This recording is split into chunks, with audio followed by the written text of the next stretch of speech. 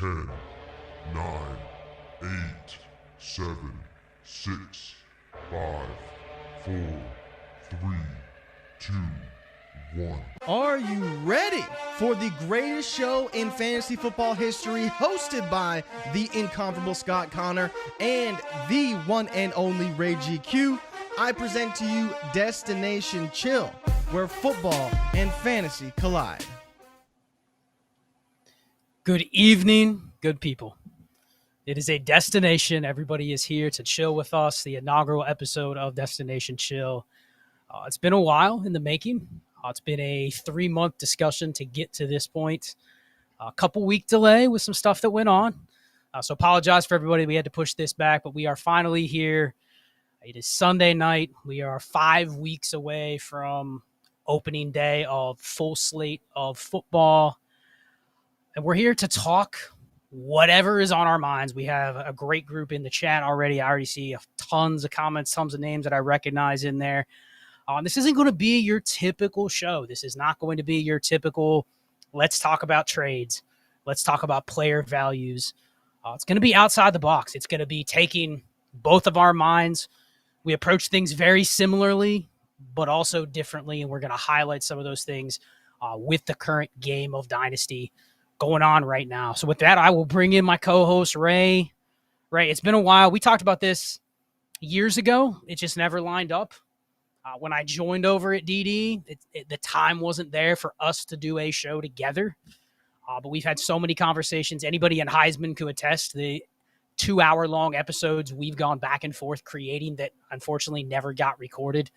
We're finally here live on YouTube to do Destination Chill. What is good, my friend?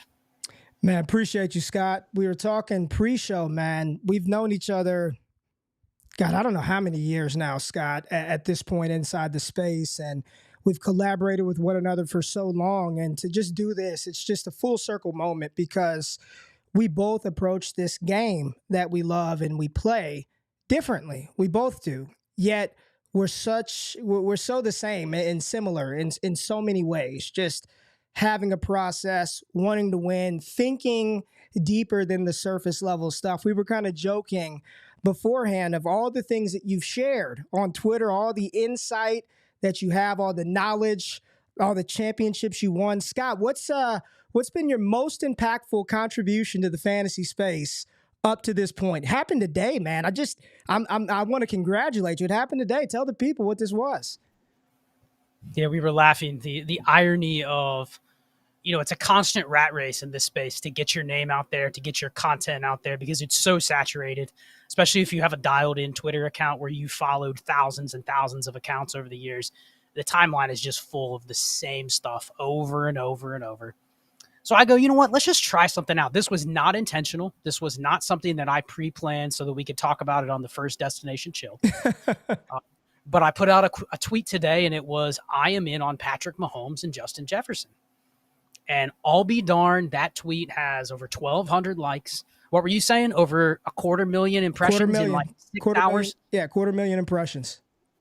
And that, of all the things I have tweeted over the years, process stuff, things that was wrong, that is the tweet that is absolutely just going insane. And it's hilarious to read the replies because most people I think are like, yeah, I'm on board. I'm in on those guys. And most people also get the fact that it was sarcastic and wasn't meant to be serious. But you read some of the comments and I'm like, man, at 1 out of 10 is going, yeah, I like those guys too, man. I was thinking about Mahomes at 101 in my home league, and this just sealed it in. I was thinking of Jefferson, trying to get Jefferson to start, Mahomes in the second, but I thought it was a little early for QB, but I'm down. If you like those players, I like those players, Ray. And you look at it, there were probably some people that thought that was serious, but that just kind of speaks to where the content space is right now. So there's a lot of that stuff you and I could probably talk through, but not on purpose, but it's here. Yeah, and, everyone saw the title of this show, sort of the State of the Union, how to value the running backs. There's a lot of talk about the running back position right now in fantasy, Scott. And one of the things that we wanted to do with this show is we wanted to respect the platforms in which we also create content for. I've got the highest deal of respect for everything that you do, Clay and Shane, with Dynasty Trades in 5. And I'm sure you feel the same way with what JRich and I do. So for everybody out there tuning in now, if you were in at the start, if you watch this on replay, what this will not be is this is not going to be Dynasty Trades in 5. We are not going to sit on here. What we want to do and what we want to accomplish is something much different than that. It's not going to be wake up. We're not going to sit here. It's 7 a.m. Some of y'all are waking up real early. So we want to make sure you're entertained, you're having a good time, we're talking some ball, but we want to entertain with some actionable stuff. This, we're diving deep. We want to talk strategy, whether you play Dynasty, whether you play fantasy football, and hopefully what we'll be able to do throughout the course of this show, which we plan on doing this every single week, is talk about our differences and how we approach the game of football, and then how do you apply that and turn it into a process for not just Dynasty. I think there are a lot of these principles, Scott, that people who just play in redraft leagues, seasonal leagues, best ball leagues, underdog can take away some of the things that we will talk about on this show as we move forward.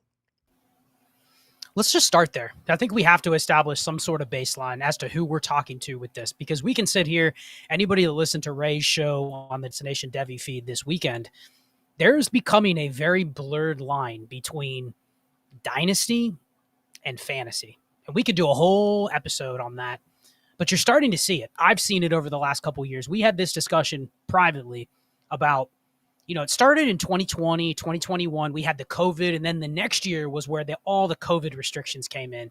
And it just felt like that period, not just when people were quarantined and locked down, joining a ton of Dynasty leagues. We saw that. I'm sure a lot of people out there are like, yeah, I joined more leagues during 2020 because there wasn't a lot of other things to do. But then the next year, just the amount of attrition and work it took to keep up in the space. Add to that record number of injuries, specifically at the running back position, to where now it's like everything is a process. But I feel like it also created a new age Dynasty player that is almost like a redraft player. Now, do they understand it's Dynasty? Do they understand that there are future assets and there are future ramifications on decisions that you're going to make now for the future? But it almost feels like a lot of players now, the only thing making it Dynasty is I have to come back in the offseason. Mm-hmm. And I have these extra things called draft picks that is essentially like handing a teenager a high limit credit card and going, you know what, you can spend this if you want, and you don't have to account for it for another year or another 2 years. But other than that, everything it seems like to the new age Dynasty player is almost just year to year. Mm-hmm. Freaking week to week. You've gotten on me before going, Scott, listen, it's just one game. It's just 1 week. I remember being in voice chat last year with you when Dak Prescott got hurt. And the initial reactions were like, oh man, it's going to be 6 to 8 weeks. And I'm going, sell Dak. His career's over. We're not going to be able to recover if you have Dak. And you nicely, you were like, Scott, listen, this is Dynasty, bro. Like, this is not just week to week. So that I've even had that creep into my process of like, dude, we don't have 3-4 years to evaluate these things. All these decisions matter now. The tomorrow matters a lot more than it did 5 years ago when I played Dynasty. Part of that I think is correct. But part of it, man, is we're just playing against a lot of people that have no shame in just borrowing against their mortgage, going for it. And if you want to win, you got to keep up with those new age players. So, I mean, how do you see that? How have you seen that transition since you started playing? Yeah, man, I'm a damn hypocrite. That's what it is. Shit, I'm a hypocrite. I mean, yes, I told you that last year, yet the way that I feel like I treat the game now is like a redraft league. And I don't know. I thought about this pre-show. When did it switch for me? Because that's all I've been preaching. I'm sitting here talking about Dynasty is week to week. Dynasty is a year-to-year game. There's no sense in looking down the line. I mean, in for me, Scott, it's changed because there was a point in time where I would keep that, give me some random running back. I'm just going to use him because it's the first name that pops to my head, but an Abram Smith. I just got him buried away on the taxi. I'm going to let that Jalen Tolbert develop, and in a couple of years, I can have something usable on my roster. And you see people doing that now. I see it more so than not at the tight end position where people hold those athletic guys, but that's what it felt like Dynasty was to me when I started this. What is it, year 7 of Dynasty for me now? When I started out, it felt like it was more being the GM, playing that GM role. I asked that question. You alluded to the Untitled episode that I dropped this on Saturday, yesterday. But I mean, it truly doesn't feel like what is Dynasty today? I think that's the better question. What is it? Because I think that definition coming into a league, I think there's just so many different theories or thought processes on what Dynasty is today. It makes it difficult, because if you want to play, if you're telling me, Scott, I get 1 year with this running back, 2 years with this running back, then why the hell do I want him if I'm building a team for 3-4 years down the line? I don't want him. I don't need to draft them. Outside of them being valuable as an asset, why do I want that on my team? So what is Dynasty? Is it a combination of extended redraft maybe, or is it still what it was 5 years ago, 4 years ago, Scott? I don't know. Yeah, I see a couple comments about how there's been people playing that way for a long time. I agree. I mean, there were people playing year to year, even when I first started. I think when you come into it from I had no idea what it was, and there wasn't a lot of content out there. I started playing in 2013. Like 2014 is the first year where I'm starting a brand new Dynasty league. I didn't get into playing a large number of leagues until like 2017, 2018. So when you get into that realm where you're starting to now expand your decisions out, you can, that's like anything in life. It's not just Dynasty. If I have 50 bets that I'm going to make, you're someone that gambles, you can hedge your bets on 50 bets. You're going like the one result does not make or break me. I can literally do it without sweating it, without worrying about it. All that applies when you're playing Dynasty as well. So it is important to understand, I think, the scope. It's also important to think about the goal you have when you're going in. Is this something you're here to make money, or is there something extra that you're doing it for? For me, sure. Do I want to make money? Yes. But if I told you that the amount of time we spend talking about this stuff, whether it's in voice chat, on podcasts, content that we're creating, or just time where, how many times have you been out doing something with your family and you see something come across your phone and you're a Dynasty thought comes into your brain? Happens all the time, right?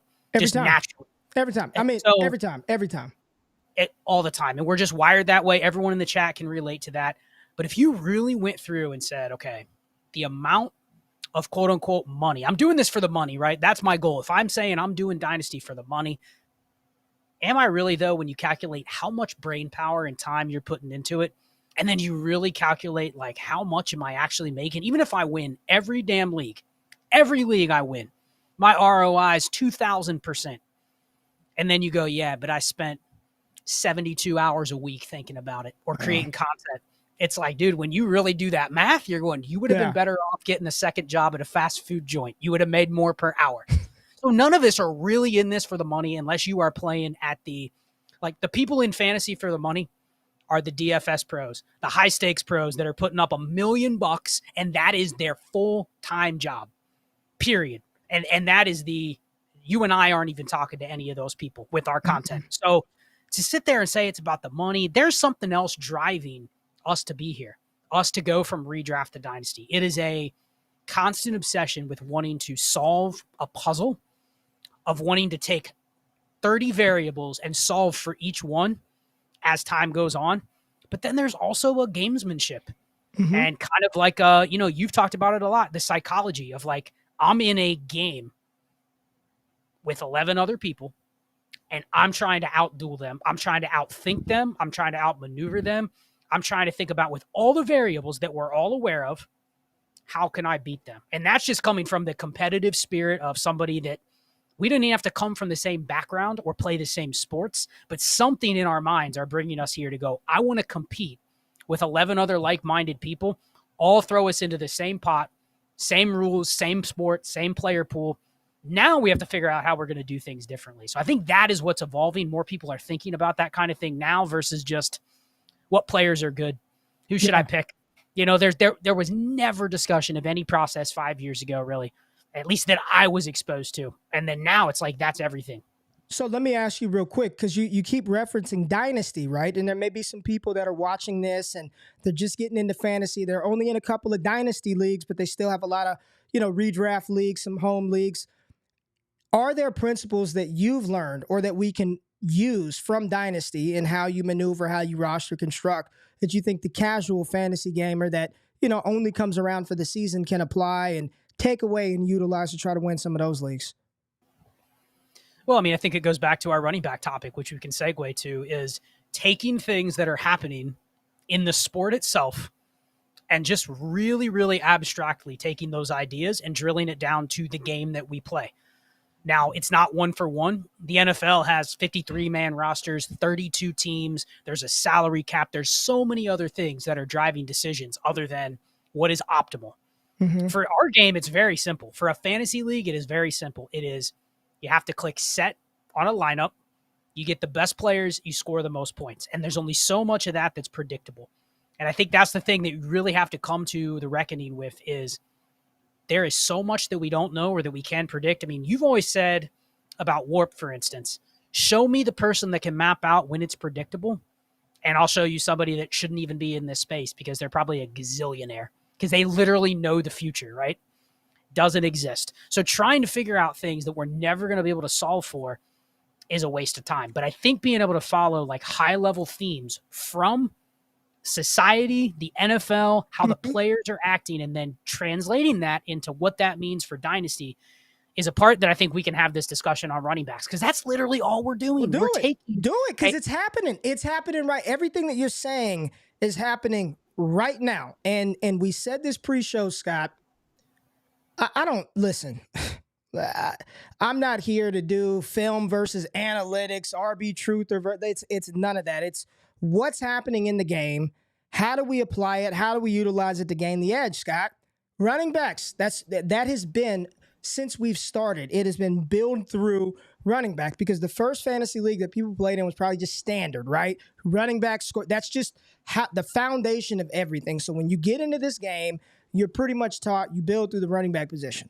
We're looking at what's happening now, Scott, with how running backs are being valued with compensation, how teams are deploying running backs right now from some teams have been doing it for years, using a committee, not having that traditional bell cow. We have talked about so many different things over this past summer to identify which guys could potentially be there. And as you really sit back and look at it, there's like a handful of quote unquote bell cow caliber guys.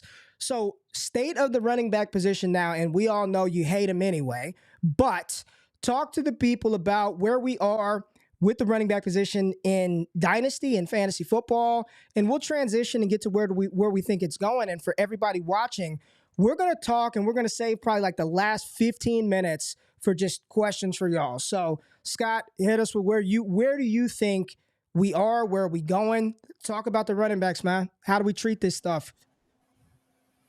So quick shout out, Destination Chills coming out tomorrow. I talk about this in depth with Jonathan Taylor and going through contracts. So I won't repeat a lot of it here because literally you'll be able to break all of it down with the show that comes out tomorrow. But Ray said a while ago, Jonathan Taylor was going to be the litmus test. And he is the litmus test, but we're seeing it come out in public. We're seeing it play out in public with an owner. And when you really look at that situation and why it exists, and you go back to the running back Zoom chat that they had where they all talked about the status of the position, right?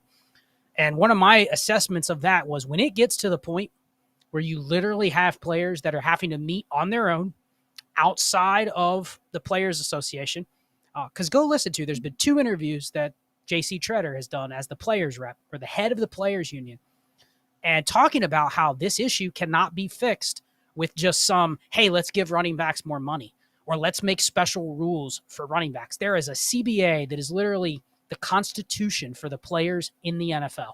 That's not going to be changed because of a short-term gripe by a dozen players. Because that's the first thing, is it's a very small minority of the players that are covered by the Players Association. So all these things you hear about solutions, hey, let's have the owners set aside a pot of money for running backs, ain't happening. Let's give more running backs more money because they've been underpaid. Not happening. It's already pre-negotiated, the pot that the players are getting paid from. And so now a small sector of those players are now saying, I want a bigger chunk of that pot. And what happens, Ray, if the running backs were to go, I need 5% more of that pot? Where does it come from? It doesn't come from Jerry Jones's bank account. It comes from the backup guard that's now not going to get paid. So that's, you can see that right there, why the Players Union can't get involved, because literally it's a conflict of interest. You're telling one guy to go over there and literally steal from his teammate. And really what the public And a lot of people in the fantasy space, and I've got accused of this multiple times, man, quit going to bat for the owners. Why don't you want every player to get paid? And it's not that. It's already set in stone. They're not going to get paid more. It's just, where does the money go? Which player? You get this player more money, that player gets it taken from them. So the argument, we're having two separate arguments. I totally agree. The players should get more. The amount of money the players bring to the NFL probably is unfair relative to what they get. Of course. But that's not changing. So to say, oh man, these owners just need to give the running backs more, it's not true. And I break it down in the episode where I talk about the contracts. And there's some fun facts in there that people probably don't realize, that teams are willing to pay running backs. They're just not willing to pay running backs like they did 5 years ago, and they're not willing to make those bets on contract extensions past the rookie deals as they are currently slated. So for Dynasty, we can even go a step further. It used to be, hey, I don't really want a running back after their rookie deal, right, Ray? Right. Yep. Now, when all other 11 people in your league know they don't want running backs but their rookie deals, what is that generally going to mean to the running back market in your league if all the running backs are treated that way? By the time they get to Eckler, Barkley, Chubb, it's going to be a buyer's market, right? Because everybody in theory should be going, I don't want that guy. I don't want Derrick Henry. I don't want Nick Chubb. He's too old. They're not going to give me anything in the future, until everybody corrects and they go, how we're doing it now. Man, there's no reason Saquon can't be my RB3 in Dynasty, because I don't care what he gives me in 2 years. Well, what can he give me right now? Now you're getting into, okay. All right. Now you're saying Saquon Barkley, right? You're saying, forget the name. What I was going to say is, it leads me to the extreme conclusion of, I'm now looking at running backs as, what can you do in the immediate future until that resets in the offseason? Then the entire running back landscape resets. And that's it. Forget the names. It's literally like, if I just play it that way. You know how hard that is for people? You know how we're here. I am with you. I agree. Do you know how hard it is for everyone that listens to that to draft that running back and to have that mentality to say that that they're treating that position seriously, sort of year-to-year bets? You know how difficult that is for 98% of people in the fantasy. I mean, we joked about it, and I love the guys, man. I was on the CBS podcast, the mock draft the other day, a couple of days ago. Shout out to Dave Richards for having me on, Adam Azer, Heath, all those guys. But just the different approaches, right? The strategy, how we approach the game is just so different. And when you start telling people that, don't think past, or be mindful of thinking past 2 years, 3 years, 1 year, most people don't want to hear that, man. They're drafting Bijan because he's going to be a stud for the next 10 years. Next 10 years, he is the guy in Atlanta. We've never seen anything like him. All the other thresholds, 2 years, 3 years, screw that. I got Bijan 5, 6, 7, 8 years. That's how people view it, and it's going to continue to happen. Every single year, it is difficult for people to get to that point where they are, what do you always say, player agnostic? That's a difficult concept for a lot of people to grasp, man, especially when it comes to running backs, because that's a sexy position, dude. That's what kids, when you're a child, like, no one wants to go play will linebacker in Pee Wee football. Nobody. You want to play running back. You don't even want to play quarterback because you damn near get to throw the ball. You want to play running back. And you see these different guys coming in. The profiles look, things are starting to look a little different with the position, but to tell dynasty gamers, to tell fantasy gamers to be player agnostic, especially at that position, is very difficult. Very difficult, man. Let me clarify this, because I see a couple comments. What I mean by year to year is, because here's the thing. Many of the running backs now, guess what? In a year, they're still going to be in the NFL. They're still going to be on a roster. They're still probably going to have a role if they're halfway decent. That's not what I'm saying. I'm not saying next year Nick Chubb's going to be out of the league. Next year, Saquon Barkley's only going to be half of what he is now. That's not what I'm saying. What I mean by, like, a bulletproof, and I'm not stealing another analyst's bulletproof mark. What I mean by, like, value insulation past 1 year is exactly, everyone in the chat right now, do you get a certain feel when you have the name Jahmyr Gibbs or Bijan Robinson on your team right now?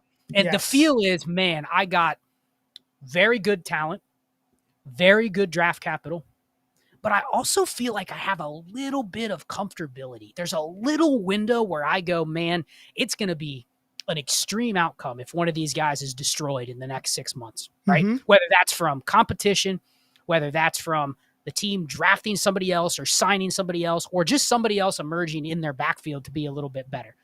But there's a different feeling when you're talking Gibbs or Bijan versus Jonathan Taylor versus Ken Walker or Travis Etienne, right? Like there's a different feeling. It is the ultimate package of everything. And what I'm saying is go ahead, man. I need to remember that. Keep going. And what I'm speaking to is if you have those guys, it's not a feeling that just I'm feeling. It's a feeling that is reflected out there in the market. Meaning if somebody has, let's just take Breece Hall, for example. Breece Hall, you can argue, is just as good as those guys. But there's already warts on Breece Hall, and he's already going to be going into year 3 next year, which means there's just a little bit of a chink in the armor. There's just a couple dents in that vehicle that are never going to be fixed, meaning there's just a little less value insulation. And when you move down the line and you get into guys that have no capital, Ramondre, Damian Pierce, like we've already pretty much settled. Those guys are really good bets for 2023. And then you get into some of the older guys, same thing. We've seen them do it before. But then as soon as the clock strikes midnight, season ends, you know it, right? Is it going to be easy to sell that Derrick Henry again next February? No. When's he cost more, now or next February? And that's the point. The asset holding. You know it. Quarterback, receiver, elite tight ends. Dude, you really have multiple years. And I'm not talking that I get them for their entire career. Hell, let's be honest. Most of our leagues are not even lasting 5 years. No. So don't give me this Trevor Lawrence, I have him until he's 38. I got Burrow Mahomes. I'm going to have him until 2035. Like that's not reality because most likely your league folds before then. Mm-hmm. But when you're talking about, man, I got Barkley and McCaffrey, there's part of you that goes, you know what? As soon as the clock strikes midnight, I'm going to have to now reassess where they fit, what they're worth. Does anybody else like them? Is there any sort of demand out there for them? And really, you only have one out. They're just good again, and they survive, and they're in the same spot as next year. So I just want to clarify, that is what I mean by year to year. Not that they're going to be out of the league next year, but I'm holding an asset where I am very confident for more than a dynasty year where there are so many things that happen throughout that year. And it's interesting. You invoke some names. Jonathan Taylor, Travis Etienne. These were players that literally a year ago, people felt that same level of comfort. At the start of last season, everybody in this stream, everybody that watches this shit after the fact, there wasn't a soul on here that didn't feel that level of comfort with Jonathan Taylor going into 2022. And this is not to make it seem like running backs are the only positions that get injured. They're not, man. Receivers get hurt all the time. We see it all the time. But it feels like maybe when we're drafting them, where we're drafting them, how we value the running back. I can go back through years, Scott. People felt like that with David Johnson, right? You felt like you had something just... And what's so crazy about the David Johnson story and sort of the cautionary tale is he and CMC were the same class or DJ was 1 year before. They were 2 years apart. And DJ was thought to be that guy. Like he should still be out there, but it feels like the magnitude of that running back being injured is just so devastating for us in Dynasty. If you had Javonte Williams, right? You felt like you had Dynasty RB2 last year. Keep trade cut. He got to RB2, Javonte Williams, and one knee injury, he plummets. I can almost guarantee you, Scott, if Justin Jefferson or Jamar Chase, I'm about to knock on wood, let's knock. If something happened to them today, how far would they plummet going into next year? I don't think very much at all. And is that the nature of the position? Is it them? What is it? Because it is the cautionary tale around valuing either Gibbs or Bijan to a level where you will not explore a leverage deal. Because as much as people want to forget or have revisionist history, I can go back through every first round running back, every top 10 running back over the last couple of years, and people were saying had the same lofty expectations for these guys, man. It's easy to sit in this chair today and be like, I've never felt this way about a running back ever. Go look at Zeke when he was coming out of Ohio State. And not only did he hit the league and he led the NFL in rushing out the gate, led Dallas to the playoffs. So let's not forget how Saquon, the moment he stepped on the field, was a 90 reception, 1,300-yard running back in year one. So we have seen some very successful rookie running backs hit the ground running, but it feels like in this space right now, Scott, where we are, and maybe it is because so many of the other guys are either old, right? They're either old or injured, that we are valuing Bijan and Gibbs at a level that I don't know if they should be valued that high, if we're being honest. I mean, it's easy to sit back today, go back to 2018 when Saquon was a prospect, what people were doing to get that pick. Scott, you saw it when people would trade the farm for a running back, 4 or 5 first-round picks for Saquon Barkley. So spare me that we have not seen this before. We have. And look how quickly Saquon's value dipped going into last season. Go look at where his value was going into last year. Jonathan Taylor going into this year. Travis Etienne, Najee Harris. The list goes on and on and on, Scott. It does. And I think part of the reason that we're here and we weren't here a couple of years ago, despite the classes kind of being cyclical, like you can look back and every 3 years we get a running back class where people go crazy over.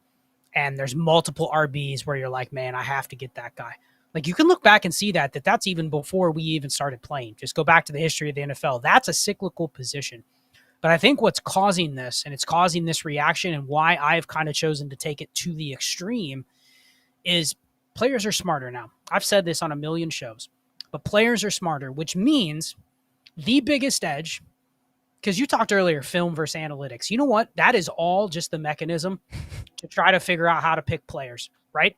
Yes. We can argue all day, all night, which one you should use, both, one, the other. That is just a mechanism to slot whoever you want to slot into the slots on your team where you've decided how to roster construct, right? We talk about roster construction. Even if you have that dialed in and you go, I know exactly how I want to roster construct in this league, all the film versus analytics stuff is figuring out who to put in those slots. So that's like Dynasty of yesteryear. That doesn't even matter anymore. I think a blend of all of them together helps me make the best decision on players. But the biggest thing, the biggest edge, and the reason I've taken this to the extreme with the running backs is if everybody now is dialed in on that process, more people today have a process than ever. More people are using tools. They're using things that 5 years ago, no one even knew how to quantify. We might have known how to speak about it, but I've even said this. My roster construction series I did on Destination Dynasty last fall, a lot of that was like intuitive. I didn't have the warp data to put up there and say, this is how it should be. I didn't necessarily have everything in a snapshot where I could show you it, right? I could talk about it, but I didn't have a roadmap I could give people and say, hey, here's how you should follow it. It was just listen to me because here's what makes sense based on like points per game and the distribution of the curves and everything. But now that everybody has a process, or a lot more people have a process, what do you want to have every year when the clock strikes midnight? You want to be able to go to the market and you want to be able to maneuver around. You want to be able to have flexibility and value. And it just doesn't exist with running back. Yet, during the season, we're sitting there going, man, I need to get as much running back value on my team as I can because they're going to score points. So it's this race of how can I get it all now? What is the easiest and best way to do it? But then, like, think about it. A win now team, Ray, we did a startup. You drafted a ton of running backs. So did I. Win now through the roof. If you recall what league I'm talking about, right? Mm-hmm. In an ideal world, what would we do? We would try to win with those teams. And then right before the playoffs, we would ship them away. We'd still win, but we'd get rid of that value and liquidate it so that in the offseason, we could go, oh, man, that Derrick Henry, he survived another year. I bet I can buy him 70% of what I bought him last year. Like in theory, that's how we want to play. So you're chasing two things that are colliding. And I think we're at the collision point now with running backs where it's like, man, I want the best I can get for 1 year, but then I want to somehow be as flexible and fluid when I get to the market next year. And it's impossible to do both. But what is the most efficient bang for your buck? It's probably the quantity over quality approach. In a lineup league especially, like, give me as many shots. I hope for as much variance and injuries and stuff, and then my team can rise during the season. And then, you know what? I picked a bunch of those guys up off waivers, Ray, or I paid third rounders. Who cares if they go back to zero? That it hurts a lot less when they go back to zero than when you win all in on Dameon Pierce and Ramondre for a first, and then they go to 0. That's when it really hurts. So it's just this race of two things that are opposing each other, two opposing forces. Well, I want to get into some thoughts from the chat, and it sort of directly goes to what we talked about at the beginning of the show, right? And I'm just going to focus in on the word here. You still need elite RB numbers to win championships. Elite RB numbers to win championships. So that speaks to your quality over quantity approach. And I do think it's very important to distinguish the type of league that we're talking about. And for the purposes of tonight, I mean, we are focusing on lineup. Best ball is another topic. That's a whole different can of worms. I think a lot of people, what they want, Scott, is they want to know what running backs it's easy to say Christian McCaffrey, right? It's easy to say Bijan Robinson. Hell, I think low-hanging fruit is saying Jahmyr Gibbs now. But when you're talking about needing that quality at the position, and you look at the running backs at the top of the dynasty landscape now, and they are, a lot of them, there's some wart there. Either they were hurt, injured, they're pissed off about a deal, they're small, they were undrafted, they don't really run the ball, they're relying on receptions. What does that look like moving forward? What does it look like today? What does that look like moving forward? You hear so many people talk about, I need the bell cow. I need a bell cow running back. I need to find and draft that bell cow. And I sit back from a football perspective, Scott, and I'm just looking at the college landscape. I'm looking around at the NFL. I'm looking at the team, what teams are doing. Teams aren't even utilized. I mean, we looked at the data, how many running backs are actually on the field. 60% of the time, it's a handful of guys. Teams aren't even utilizing running backs in that what you think when you hear bell cow is turn around, hand the ball Derrick Henry. But I can argue Austin Eckler's a bell cow. I can argue he is one, not in the traditional sense of the word, but as far as the volume and the participation on the offense. So when people are thinking about the other guys, the next ups, right? And I'm not telling you to give me names. Maybe you could use one as an example, but what does the evolution of the elite RB number look like? And what archetype of running back does that come from? Because a lot of people are chasing that. And let's make it practical. When you look at this class that we just had, Scott, got a lot of different archetype of running backs in there. You got the smallest that we've ever seen in Deuce Vaughn, and then you got some massive guys. You've got the Dendrick Princes. You have the Roshan Johnson, 6'1", 220. Then you got a lot of tweener guys, right? 5'8", 5'9", 190, 200. What if you were going to, without names, and again, maybe use a couple to illustrate your point, but what do those elite RB numbers look like moving forward? And what is the archetype of player that you think the NFL is going to transition to moving forward, right? We'll figure out where they slide as far as where we want to draft them, but just what are your overall thoughts of the Derrick Henrys versus the Austin Ecklers? Because they're just two contrasting running backs, and I'd argue they're both bell cows. And if you told me which bell cow I'd rather have, it's Austin Eckler, even though he doesn't look like Derrick Henry, that type of running back. You know what I mean? Yeah, for sure. I mean, I'll even go a step further. I think there's a lot of other research that we can take and a lot of other data we can take to go, you know what? If you tell me, because the original question was, do you need elite running back production to win, right? And that's where like the hero RB strategy has come from, because it's been tried and true. If you hit on one of those running backs that hits top 3 or better numbers, we're talking 20, 21, 22, 23 points per game, that goes a long way to winning. It just does. Now, here's the conundrum. We're pretty good at looking back at history and saying, what gets you there? What gets you to those numbers, right? And with a lot of the guys in the past, it was, well, damn, that guy had 416 touches. That's not a good bet anymore, right? That's just probably not a good bet. Yeah. And then you have, that guy had 25 touchdowns. Okay, a lot of teams are not running for 25 touchdowns. They're just not. They're throwing at a higher rate. They're throwing more. They're using quarterbacks to run. So to sit there and go, man, right, the only way this guy gets there based on all this data is he scores 18 touchdowns. You've already filed that as a bet. That's not a bet you're taking. Just like you're not betting on the guy to get 400 touches, right? So you can figure out, we could probably list them off right now, right? What running backs right now have a chance? This is rhetorical, so you don't need to give me the names. What running backs have a chance to score top 3, 20 plus points per game? We could probably narrow that down on 2 hands. Mm-hmm. The names that are even capable of it, okay? And here's the conundrum. Do you need that to win?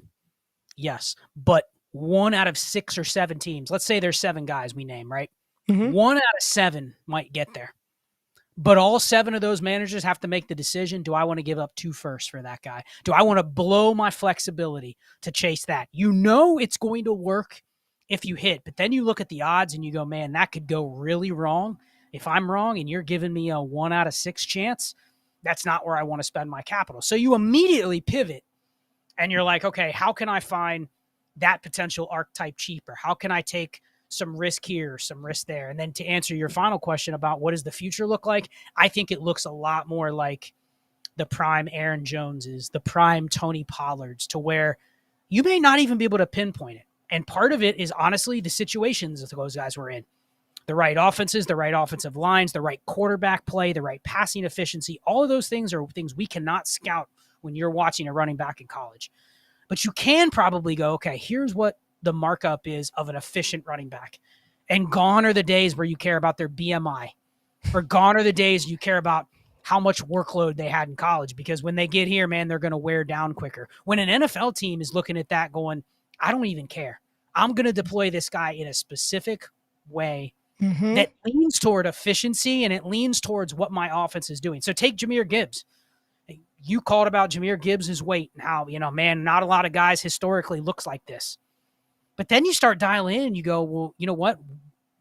The current NFL doesn't look like anything that happened 5 years ago. So we have to give credence to the fact that it could be an outlier. And I think that's what's going to happen going forward. I touch on this on the Destination Dynasty show, where teams are going to start looking at drafting first-round running backs that look like a Jahmyr Gibbs, that look like Donovan Edwards next year, and go, you know what? That's not a running back.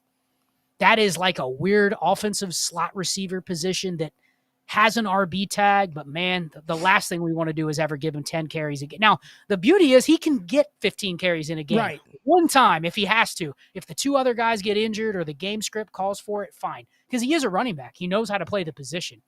But the goal is never bell cow, 28 touches a game. It looks differently. We're chasing efficiency, which I think goes to what a lot of people that have been playing Hero RB are looking for in the backups that they draft, right? The guys where, man, he gets an opportunity, he can smash. Tony Pollard was a backup at one time. Austin Eckler was a backup at one time. Does that mean they ever get to Tony Pollard or Austin Eckler's situation now? Maybe not. But I think that's where the evolution of the position looks like. No more do we care about college workload, BMI, speed score. All those things are nice, but a lot of those guys are just going to get filtered out because when they get to the league, they're going to be replaceable.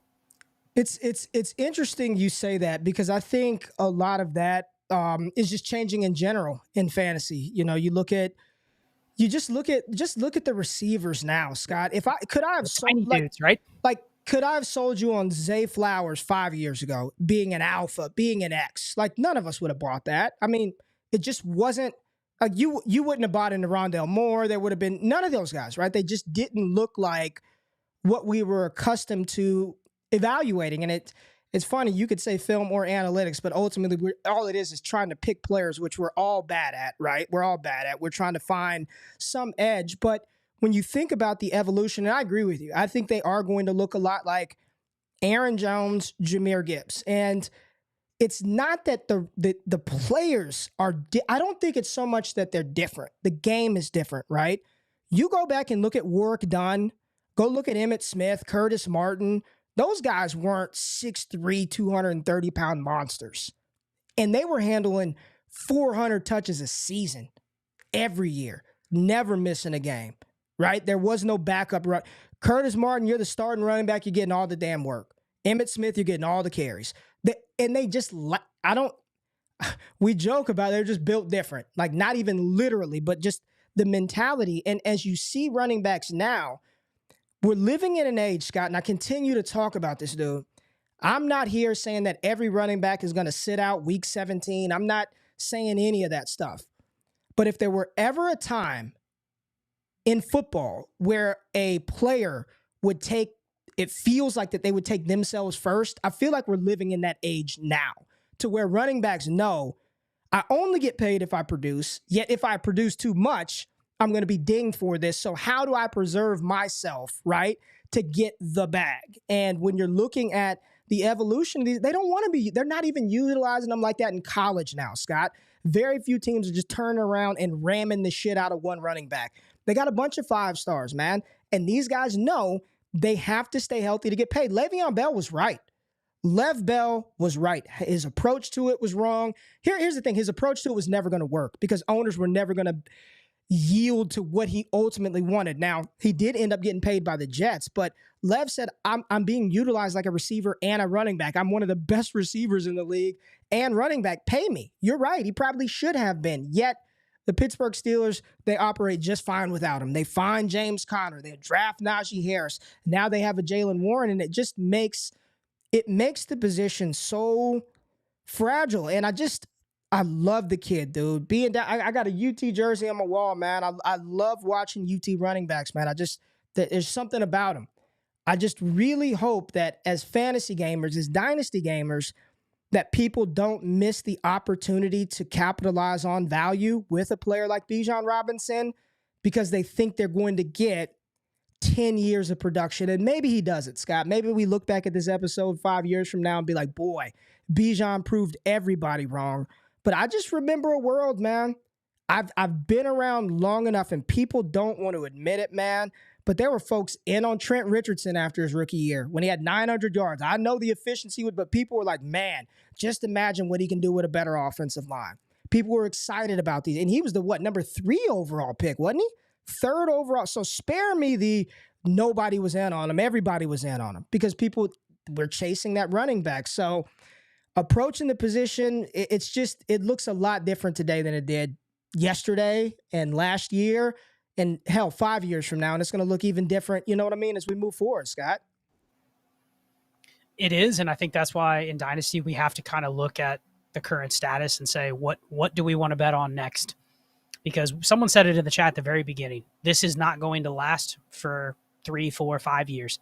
It's not going to continue to be the same way. The position is going to evolve. We've talked about this tons of times in voice chat about how, man, if I'm a high school coach, even younger than that, if I have a kid that's playing football, like I'm probably going everything to steer him away from running back. Mm-hmm. And that's not just, that doesn't mean every player is not going to turn to play running back. There's still going to be guys, because you've said this as somebody that played the game, man, running back coming up from even like youth football into high school, the running back is usually the dude, the best athlete on the team, the dude, you know what I mean? So like when you're the running back, you're the star, like there's appeal to that we're sitting here going in Dynasty. We don't care about that, but kid that's a super stud running back in high school is going, dude, I'm the man. I'm staying at running back. I'm going to college. I'm going to do the same thing. And I'm sure they know these realities because the better they are, the higher level they're rated. You don't think there's agents in their ears talking to them all about 100%. This kind of stuff? Like handlers in high school going, dude, you want to go to this school because they're going to treat you right in college. They're not going to overwork you, but they're going to showcase your skills to get you to the next level. Like they're going to treat you the most efficiently so that you can make a living out of that. So this is going to take place at the lower levels. We haven't even seen it yet because we're just hearing the guys get mad in the NFL. The 13-year-old out there that's debating whether to play this position or running back might be having that decision. And if that happens just a little bit more, the running backs are going to look different when they come into the league. I think from the NFL perspective, though, when you get to such a public point like they're at right now, where they're literally meeting behind closed doors, like I said earlier, and they're talking about something needs to change, we know the owners aren't just going to come out and go, hey, we've set aside 5% of our money. We're just going to give it to the running backs. They've already spoken. I talk about that on the episode. They've already spoken as to how they treat the position. It's not changing. They're not going to feel bad for this guy over that guy. You may have the one-off owner that pays a running back because, he likes the guy. He wants to kind of go against the mold. But for the most part, we know how they feel. And here's the thing. They're probably not incorrect either, right? They know they have cheap labor at a certain cost. Yep. They didn't become billionaires because they made bad decisions. So they're evaluating it correctly. And that's the tough part, is how do the running backs respond? Does that mean we just have a bunch of guys that are just, we can't quantify this, but making business decisions? A bunch of guys that go, you know what, I'm just not going to put in a whole season. Not that they're sitting out games on purpose. They're just 10% less effort throughout the entire year, knowing that ultimately it doesn't matter if I play 17 games or 15, if I do this or I do that, that is not going to be what gets me paid down the road. It's going to be, does somebody see a role for my specific skill? And that's what they're paying for me. I guarantee they're not looking at, well, that guy has 10 more carries than that guy, so we're going to pay this guy over that guy. It's year to year, so something's going to have to break. Either the teams are going to change differently in terms of how they value these players in the draft, or just the behavior from the running backs is just going to change as a whole. How do you value them? Do you want them in rookie? Knowing that we're in this age and we got 10 minutes left and we are going to be strict on our time, but really quickly, man, you play in leagues now where you're sitting at the top, and let's remove Bijan from the equation since he's the greatest running back to ever play football. Let's look ahead to 2024, and I'm just throwing names out there of the common names at the top: Travion Henderson, Braylon Allen, Will Shipley, Donovan Edwards, those guys, right? Do you still want them in Dynasty, knowing that the market does not value them as premium assets anymore? Or would you rather take a stud wide receiver, a stud tight end in rookie? Let's just keep it rookie draft in particular. Do you still want the RB3 in the class, the RB2, or would you opt for another skill position player? And when you answer that, tell me why. You want the production, or do you want what you think the market value could potentially get to? So very easy answer. I think there's two ways to go about it. The first one is I want the ones that have a market. And this entire episode has been about me theorizing that not a lot of running backs are going to have a market, right?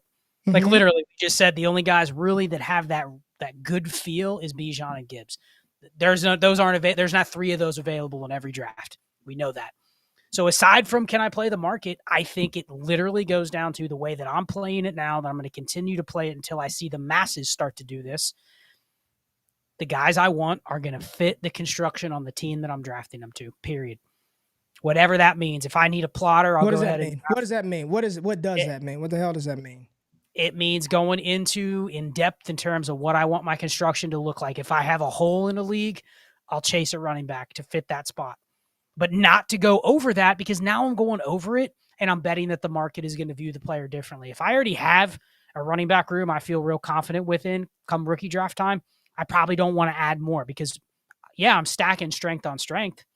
But as soon as I get that strength and I go, man, I didn't need running backs, but I got Zach Charbonnet and Kendre Miller now. You're sitting here right now going, what do I do with those guys? And the reality is, for most of the running backs, as I've talked about this show, their only out is what they give you on the field. Their only out is their production. So I think you have to be careful with how much you invest in it from all facets. And I'll leave that there, whether that means draft picks, what you pay in a trade.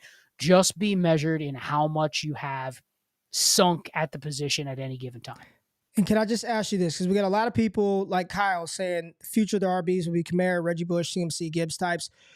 Are you at all concerned about them holding up because they're not as big? And that is some old theory and ideology that we used to adopt. But are you at all concerned that Gibbs isn't 225? Are you like, as long as they're going to use him that way, I don't give a shit. Just go do your thing. You don't care. Do you honestly really feel as good, or does it not matter? It doesn't really matter because of all the stuff we've talked about, man. Like I can't look more than 2 years out, even with a guy like Gibbs. There's going to be a point in 2 years where we go, man, yeah, Gibbs is the archetype of what I want to chase. But I want the next Gibbs. I don't want the Gibbs that has 2.5 years under his belt. Exactly. And that's my point, right? That's my point. Like, it's easy today to sit back and look at Jonathan Taylor like he's chopped liver. But going into last season, off of 1,800 yards and 20 rushing touchdowns combined, he was RB1. I mean, go look at where Saquon Barkley was. People were like, man, I don't know, 2 straight years of him being injured.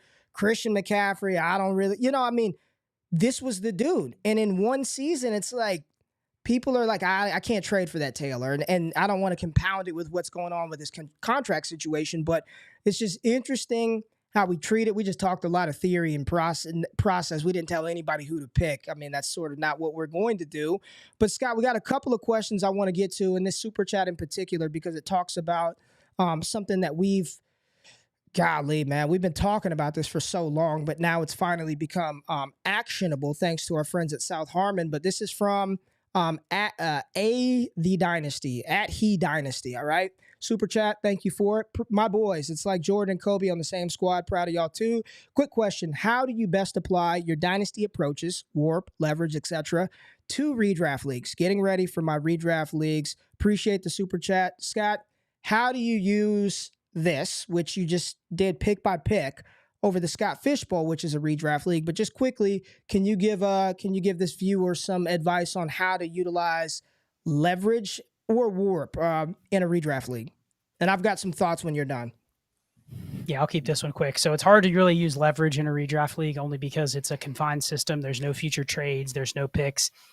I think with warp, it's more just how do I want to construct and being able to read the room on a fly. And you can, I'm sure you could speak to this from an underdog standpoint. You can sit there and go, I want this construction and I want all these teams. I mean, hundreds of teams with this construction until you get in the room and you go, damn, it's going to be really hard at the cost to build the way that I want. So I need to have an alternative out to do it. I think that's redraft. You can go in and say, I'm doing it this way until you get in a league and it's 11 other people. That applies to anything in life, but specifically redraft. You need to have multiple avenues to get there that are backed by some sort of data. And I think what can also help you do is to not reach on some players.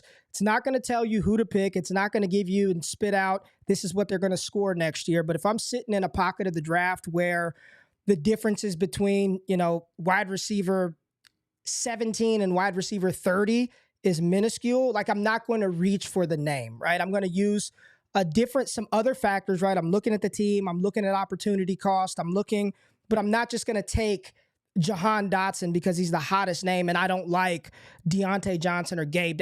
That's where people mess up. I don't like that guy. I don't like him. I don't like Gabe Davis. It doesn't freaking matter. If they're going to get the targets and they're going to finish in this range, that's what you should be chasing, not who you like. Like, I like Treylon, but if I'm looking at my league and the settings and understand that around this pocket of where he's probably going to finish, there's not much difference between him and the guy that I can get 3 rounds later, then I'll just wait. And I think it can help you, if you have the discipline, help you avoid overreaching or overextending yourself for a player that's probably going to score similar to somebody that's a little bit cheaper. So that's how I would apply it as well. Go into things open-minded too. If you're going to take that approach when you have that discipline on the clock, you can't go into the draft going, I'm not going to take any of these guys and I have to get these guys. Like, that has to literally start. And if you take that approach, what do you normally want to do, right? You go, man, I don't want to do just one underdog draft. I want to do 20 of them. Yes, sir. Yes, I can just embrace the fact that I'm going to have multiple decisions and continue to hammer that sound process. That's where you get the edge. All right, y'all. We are at time. It is 7:59 in Texas, 8:59 on the East Coast. Scott, we are going to wrap this up really quickly. Just close us out. Tell the people something that they should take away from this show. I'll just get all the salutations out of the way. Destination Dynasty tomorrow. Make sure you check that out. And then make sure y'all wake up with me and JRich in the morning. Scott, what's the big takeaway from this show? What do you want to leave people with tonight? And just so y'all know, this is only going to be on YouTube. We're not even putting it on podcast. Got to watch it on here. Hit the thumbs up button, like, and subscribe. Scott, close us out. Yeah, I think if you take anything from this, yeah, sure, we talked running backs, but I think it was veiled in a bigger message of finding things that are happening out there in football and how can you take that back to Dynasty. And part of it is reading what's going on currently and then doing something different. I mean, we talk about that all the time. It's very hard to quantify, but I think just taking a situation just as simple as the running back contracts and applying that large scale to what that means now, how I'm going to behave now, but then also where that could go in the future, and always trying to stay a step ahead of your league mates. So that's what this show is going to be about, is just bringing big picture topics and working through them like this. So good stuff. Appreciate everybody for being in the stream with us on Sunday night. We will continue on Sunday nights until football kicks off. Then we will transition the show to Wednesday. So appreciate everybody being here. And until next Sunday, stay chill, y'all. We're out. Peace.